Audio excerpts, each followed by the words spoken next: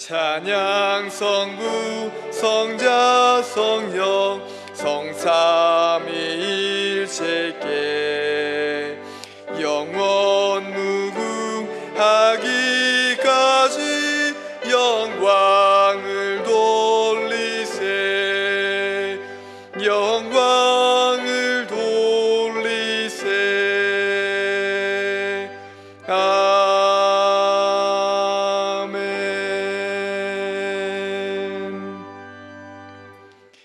여호와여 나의 말에 귀를 기울이사 나의 심정을 헤아려 주소서.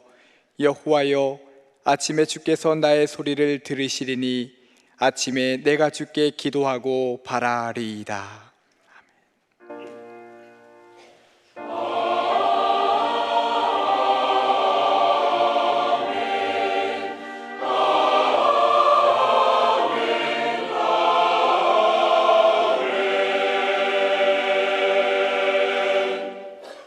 이 시간 하나님께서 우리에게 주시는 구약의 말씀은 신명기 34장 1절부터 8절입니다.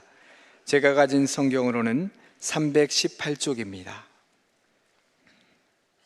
신명기 34장 1절부터 8절입니다. 모세가 모압 평지에서 느보산에 올라가 여리고 맞은편 비스가 산 꼭대기에 이르매 여호와께서 길랏 온 땅을 단까지 보이시고 또 온 납달리와 에브라임과 므낫세의 땅과 서해까지의 유다 온 땅과 네겝과 종려나무의 성읍 여리고 골짜기 평지를 소알까지 보이시고 여호와께서 그에게 이르시되 이는 내가 아브라함과 이삭과 야곱에게 맹세하여 그의 후손에게 주리라 한 땅이라. 내가 네 눈으로 보게 하였거니와 너는 그리로 건너가지 못하리라 하시매 이에 여호와의 종 모세가 여호와의 말씀대로 모압 땅에서 죽어 벳볼 맞은편 모압 땅에 있는 골짜기에 장사되었고 오늘까지 그의 묻힌 곳을 아는 자가 없느니라. 모세가 죽을 때 나이 120세였으나 그의 눈이 흐리지 아니하였고 기력이 쇠하지 아니하였더라.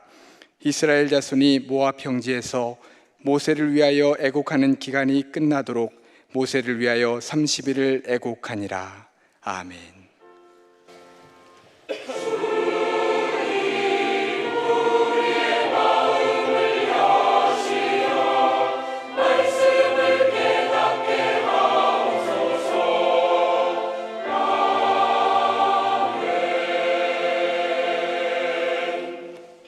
하나님께서 우리에게 주시는 신약의 말씀은 누가복음 5장 12절부터 16절입니다. 95쪽입니다. 누가복음 5장 12절부터 16절입니다.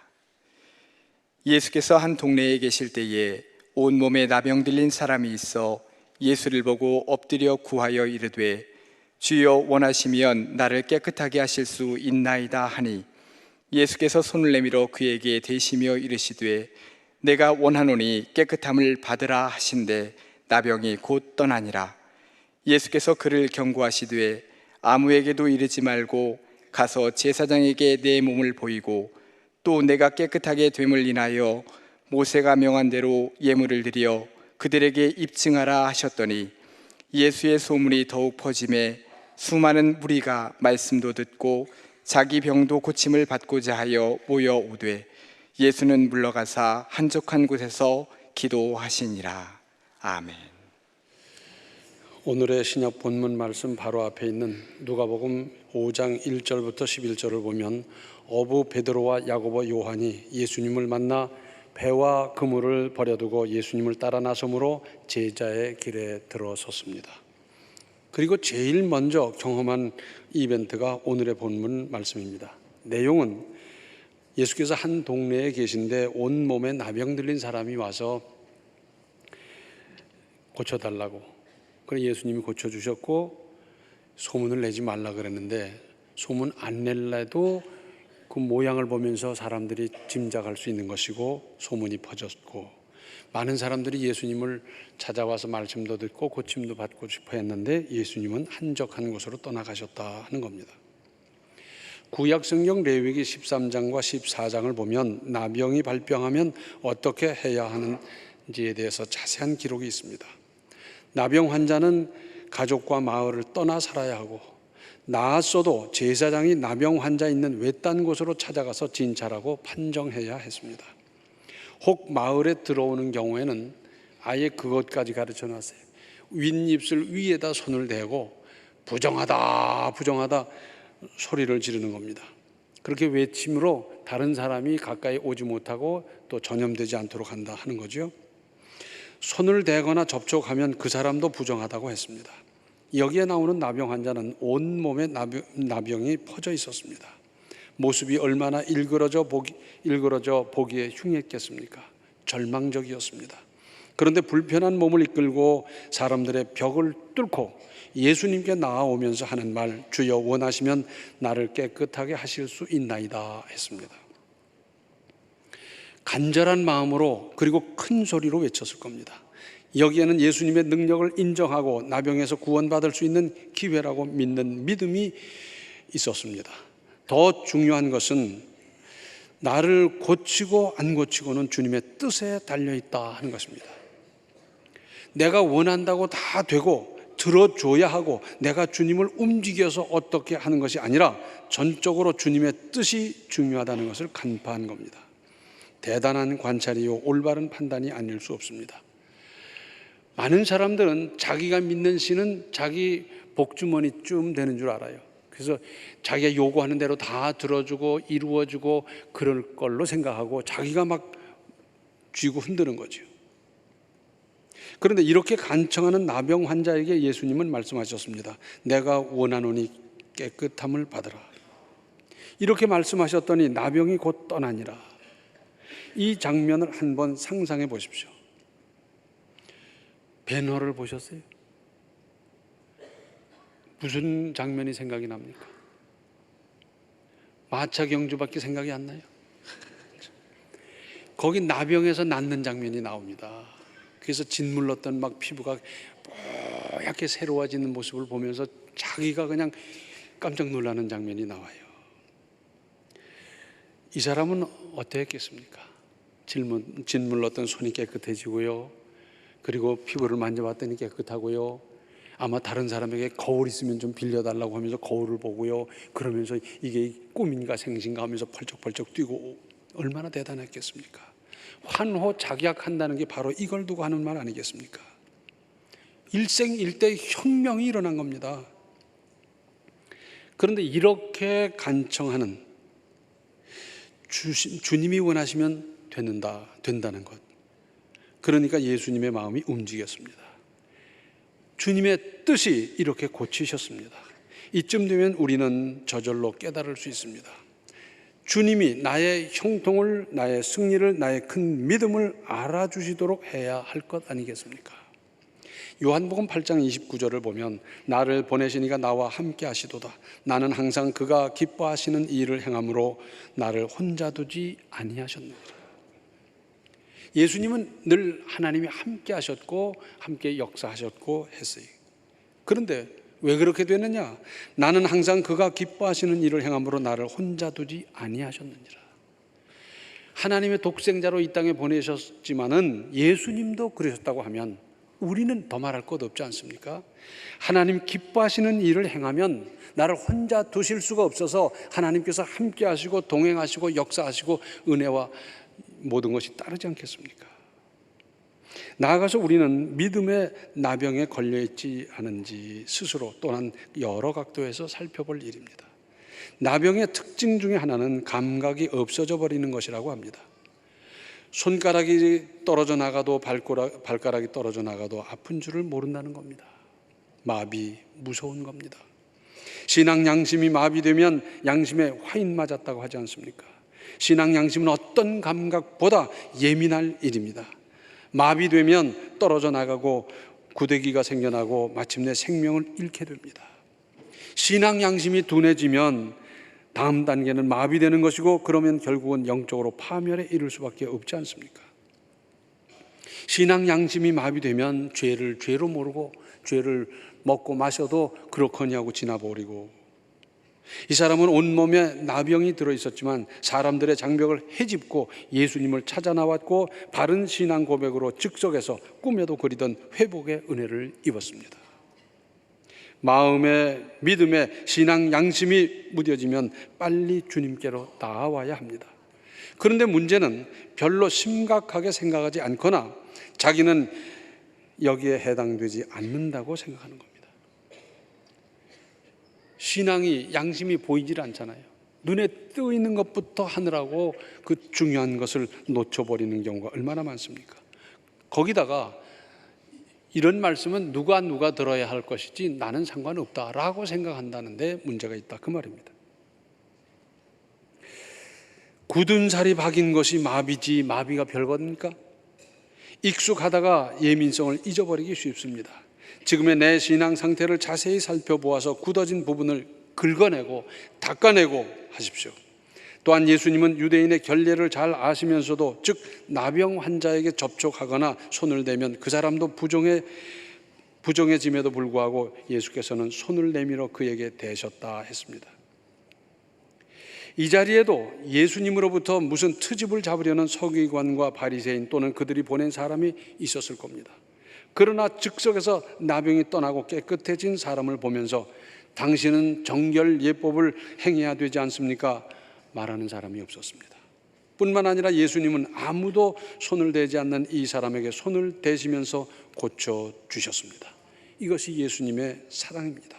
누구도 안 하는 일을 예수님은 하셨고 깨끗하게 고쳐주셨습니다. 오래전에 있었던 일입니다. 저 안양에 가면 나사로 마을이라는 마을이 있습니다. 거기는 나병에서 나은 사람들이 모여서 사는 마을이에요. 근데 그 뒤에 가보면 한국나병연구소라고 하는 병원이 있습니다. 그 병원은 나병약이 새로 개발되면 동물 실험을 한 다음에 사람 실험을 하는 곳이에요. 거기에 자원해서 들어가는 겁니다. 그러면 2년 동안 치료비도 밥값도 일체 받지 않고 이제 치료를 받고 실험을 하는데 2년이 지나면 떠나가야 돼요. 낫든지 안 낫든지 떠나가야 돼요. 그런데 그 모든 비용을 누가 감당하느냐? 일본 사람 사사카와라는 사람이 부담하는 겁니다. 의사, 간호사의 봉급으로 약값, 치료비, 밥값 전부 그 사람이 부담해요. 그 사사카와라고 하는 사람은 일본에서 빠찡코로 돈을 많이 번 사람인데 그 일을 하는 거예요. 누구도 알려지지 않았는데 그분이 그걸 꾸준히 되는 거예요. 그때 저는 무슨 생각이 들었냐면 야, 우리나라 재벌들은 이런 건 좀 못하나. 지금은 많이 합니다만 그때는 그런 게 별로 없었어요. 성탄절을 앞두고 우리 교인들과 더불어서 주일 오후에 거기를 방문했습니다. 가고 보니까 서울에 있는 다른 교회 팀도 왔어요. 거긴 목사님이고 저는 전도사였어요. 목사님 예배인도 하시고 설교하시고 다 하시라고. 그랬더니 전도사님은 기도하시오. 그래서 제가 기도하고 그리고 예배를 다 마치고 우리도 선물 가져갔고 그분도 선물을 가져갔고 선물을 전하고 그분들은 갔어요. 저는 뭘 했느냐? 그분들과 일일이 악수를 했어요. 그랬더니 이분들이 펑펑 우는 겁니다. 가족도 찾아오지 않고 면회도 없고 완전히 세상에서 격리된 이 사람들인데 누가 그들을 만져줍니까? 찾아오지도 않는데 누가 악수를 합니까? 악수를 했는데 이 사람들이 펑펑 울어요. 제가 혼자 생각했죠. 설교보다 한 10배는 감동을 줬다 생각했어요. 그런데 그 후에 훨씬 후에 우리 교회에 와서인데 소록도에 방문할 일이 있어 갔더니 그래요. 여기 나병 환자 죄수가 있는데 좀 거기 가서 예배 좀 드려달라고. 나병 환자로서 죄를 지으면 거기 가더라고요. 그리고 거기에 이 감옥이 있어요. 가보니까 2사람이 있어요. 나병 환자 2사람 놓고 예배 인도하고 기도해주고 악수하고 온 일도 있습니다. 예수님은 죄 많은 나도 만져주십니다. 고쳐주십니다. 깨끗하게 해주십니다. 그러니까 아무쪼록 주님 앞으로 나오십시오. 어떤 장애물이 있어도 나와야 합니다. 그래야 삽니다. 그래야 고침 받는 겁니다. 예수님을 믿으면서도 멀찍이서 믿는 사람들이 적지 않습니다. 예수님을 가까이서 따랐던 베드로는 예수님을 멀찍이서 따라가다가 계집종 앞에서도 비겁해지고 말았습니다. 당신도 그 한 무리가 아니냐 그랬더니 아니라고 펄쩍 뛰면서 부인하느라고 비겁해지기 짝이 없는 사람이 되고 말았어요. 이런 믿음으로 사시겠습니까? 이왕 믿으면서 예수님을 바짝 가까이에서 따르십시오. 때로는 예수님을 따르는 사람들이 예수님에게로 가는 길을 막을 수도 있습니다. 먼저 믿은 사람들로 말미암아 시험 들고 상처받고 떠나가는 일이 얼마나 많습니까? 그러나 여기서 주저하지 말고 뚫어야 합니다. 그리고 주님 앞으로 가까이 나와서 부르짖어야 합니다. 그러면 삽니다. 그러면 고침받아 깨끗한 인생을 살아갈 수 있습니다. 오늘 본문 15절 16절을 다시 보시면 예수의 소문이 더욱 퍼지며 수많은 무리가 말씀도 듣고 자기 병도 고침을 받고자 하여 모여오되 예수는 물러가서 한적한 곳에서 기도하시니라. 이 앞에 누가복음 4장에서도 보면 예수님이 많은 사람들을 고쳐주시고 또 마귀를 쫓아내주시고 그러셨어요. 그런데 그 42절로 44절에는 이런 말씀이 있습니다. 날이 밝으면 예수께서 나오사 한적한 곳에 가시니 무리가 찾다가 만나서 자기들에게서 떠나시지 못하게 만류하려 하며 예수께서 이르시되 내가 다른 동네들에서도 하나님의 나라 복음을 전하여야 하리니 나는 이 일을 위해 보내심을 받았노라 하시고 갈릴리 여러 회당에서 전도하시니라. 사람은 이왕 머물던 곳이 익숙하고 그래서 생소한 것보다 나은 것이 사실입니다. 그러나 여기서 명확히 표현은 안 했지만 인기, 군중심리, 그러다가 그리스도로 구주로 여기지 않고 병 고치는 우상으로 만들려는 그들의 의도를 예수님은 읽으셨습니다. 요한복음 6장을 보면 오병이어의 기적이 나옵니다. 그리고 그 15절을 보면 그러므로 예수께서 그들이 와서 자기를 억지로 붙들어 임금 삼으려는 줄 아시고 다시 혼자 산으로 떠나가시니라. 오병이어 기적을 행하는 걸 보면서 야, 이 사람이다, 이 사람을 임금 삼자 그러면서 예수님께는 여쭤보지도 않고 자기들이 막 억지로 예수님을 임금 삼으려고. 군중, 사람이란 자기 의도대로 밀어붙이려 하고 거기서 조금이라도 어긋나면 태도를 돌변하여 배신하곤 하지요. 인심은 조석변이라고 지지하던 사람이 반대하고 그러지 않습니까? 예수님은 바로 이런 유혹을 극복하신 겁니다. 인기 아니다, 그게 아니라는 거예요.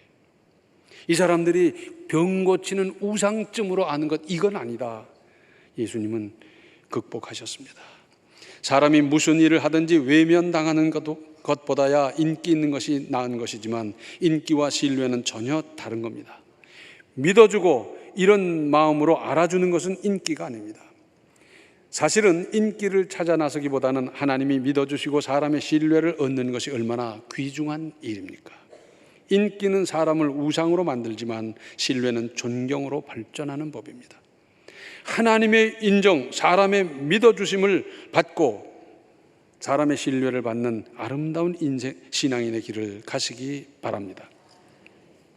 오늘 구약 본문 상황은 이렇습니다. 이스라엘 백성들이 우여곡절 끝에 이제 그 바라던 가나안 땅에 거진다 왔습니다. 그 가나안 땅이 잘 내려다 보이는 느보산 맞은편 비스가산 꼭대기에 갔어요. 하나님께서 모세를 그리로 인도하셨고 거기서 이제 마주 보이는 가나안 땅을 다 보여주셨어요. 동쪽으로 서쪽으로 북쪽으로 하며 전부 보여주셨어요. 그때 모세의 심정이 어떠했겠습니까? 지금까지 보는 이 사막이요 자갈이요 풀 한 포기 제대로 못 보다가 이제 나무가 꽉 차 있고요. 그리고 그 비옥한 땅을 바라보면서 야, 역시 가나안 땅이구나. 젖과 꿀이 흐린다더니 바로 이거구나. 야, 여기 들어가서 우리가 살게 되겠구나. 감격이었을 겁니다.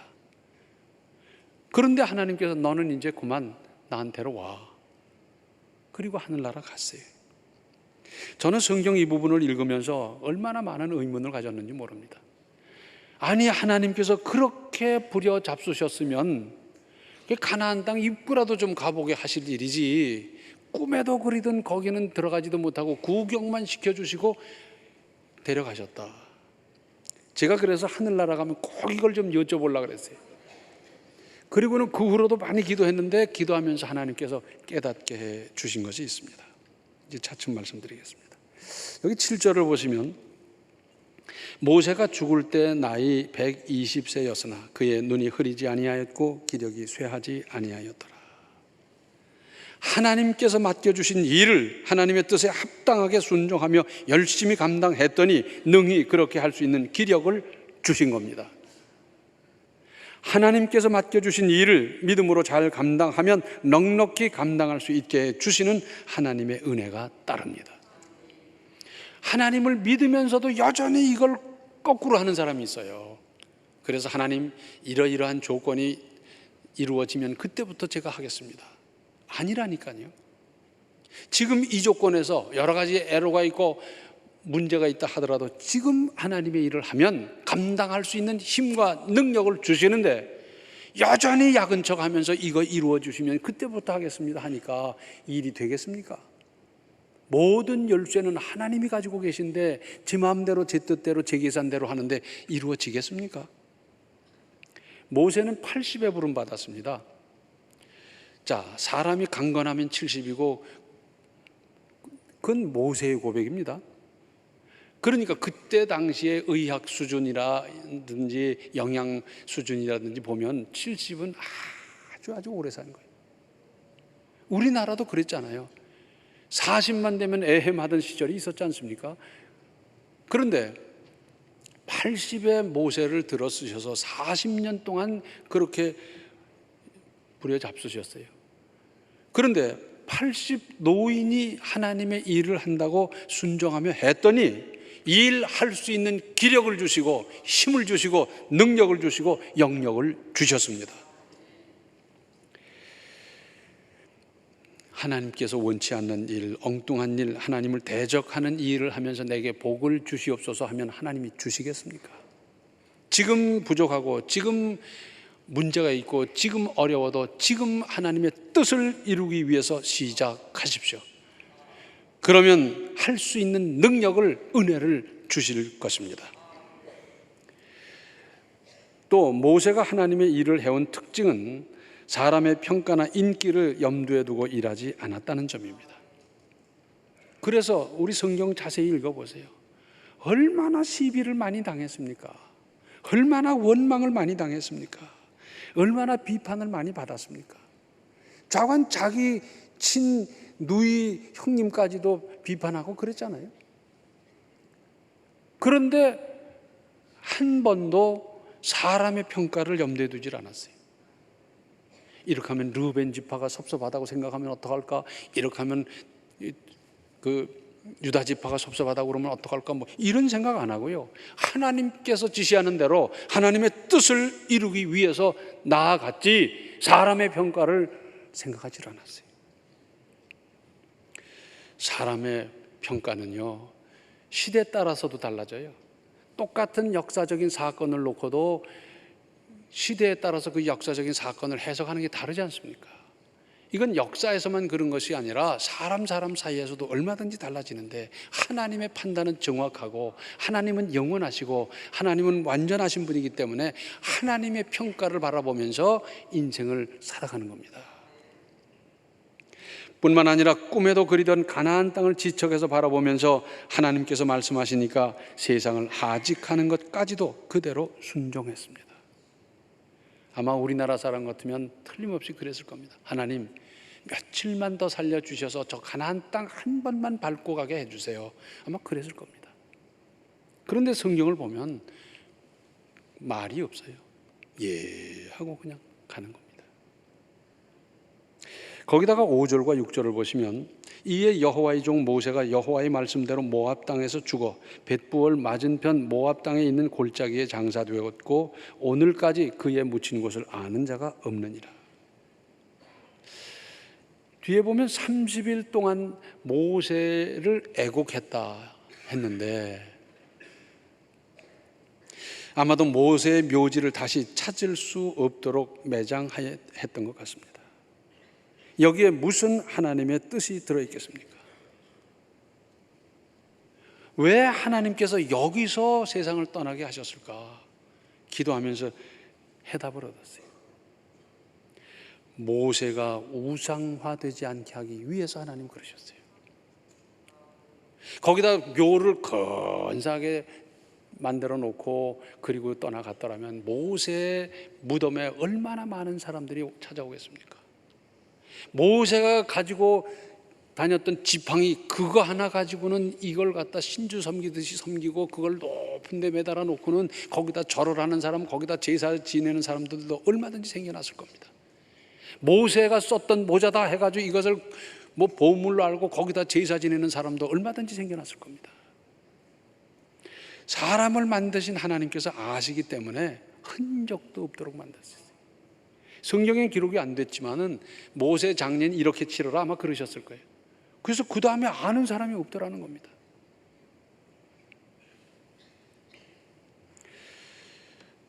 일본 사람들이 제일 잘하는 게 뭔지 아세요? 일본 안 가봐서 몰라요?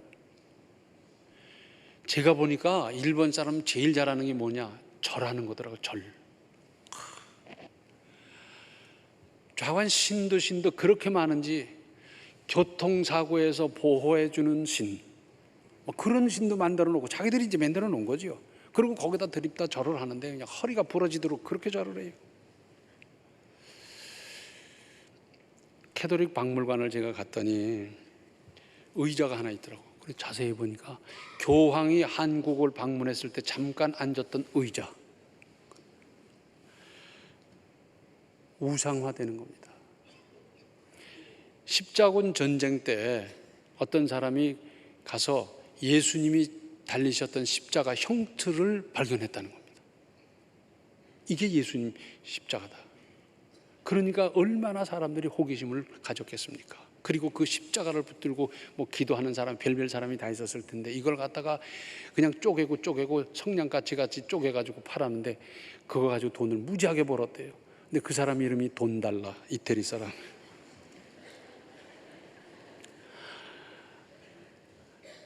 예수님을 믿는데 우상으로 믿어서는 안 됩니다. 아시겠어요? 내 소원을 들어주는 존재, 내 소원을 들어주기 위해서 계신 존재, 그리고 병이나 고쳐주는 존재, 이건 우상화하는 겁니다. 예수님은 우리에게 있어서 주와 구주가 되시는 분입니다. 그걸 이루기 위해서 십자가에 몸버려 피 흘려 구원을 이루신 그분이시지, 이 부분은 빼놓고 병 고치는 것만 생각하고 나를 형통하게 하는 그분으로만 알고 하는 것은 완전히 우상으로 믿는 겁니다. 잘 믿어야 합니다. 하나님을 올바로 똑바로 제대로 확실하게 믿으십시다. 그리고 그런 믿음으로 살아서 하나님의 기뻐하시는 일을 하십시오.